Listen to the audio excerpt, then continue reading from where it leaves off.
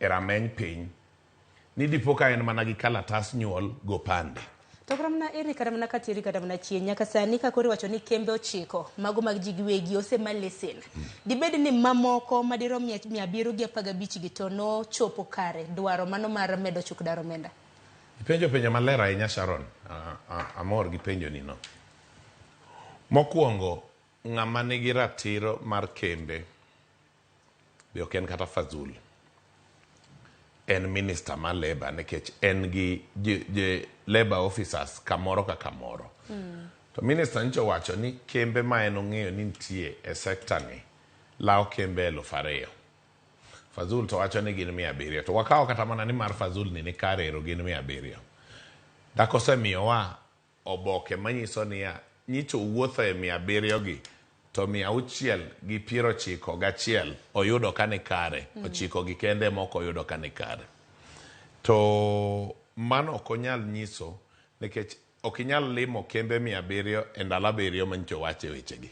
Owuoyo juma mokadho kane wane magawa Serena. Chieng' ne mano owuoye.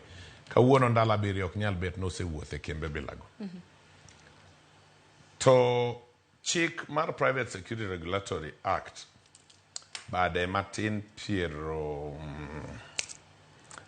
ang'wen kod adek nyukta abich section 43.5 mar the Private Security Regulatory Act 2016 wacho ni ka jata tije makoro en Fazul okao ondamo ma wuon kambi oneno ni ondamo no ni oko mar chik.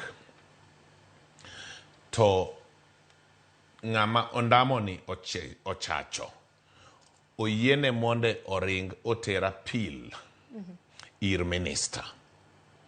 Chik chak wacho ne minister ni sa asaya ma apil ni osechopo e ofise mogoyo rubber stamp no yude. Koro Fazul tije orumo gi wachno, ok onyal deal gi wachno. Nyalo luongo ni koro responsibility ne is completely dispensed with. Kiketo appeal koro en minister.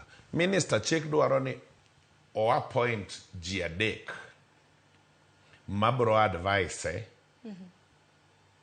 gigo ma appeal ni owacho.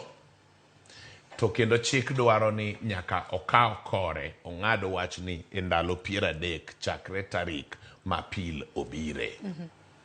Nyocha nyewa sechiwo oboke marwa mar appeal jogo kembe manyiche ne gini affect ang'eyo ni kembe go nyose tero appeal margi ir minister. Mano Florence Bore jatend migawo mar Mara Rita Kwe Kithure Kindiki. Nyocha kin saa 8:10 minister Kithure Kindiki nyicho seromo goboke ma iluongo gi chik ni appeal under section 43.5 of the Private Security Regulatory Act.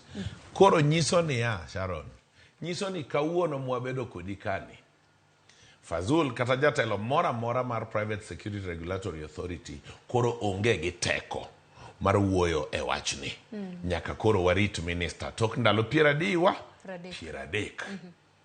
Kuro wachni osedhi okang' moseheo Fazul. Tigeno kinyi makawuono ang'eni jogo eko mabende nitiere iwacho ni e kambi karamna wachni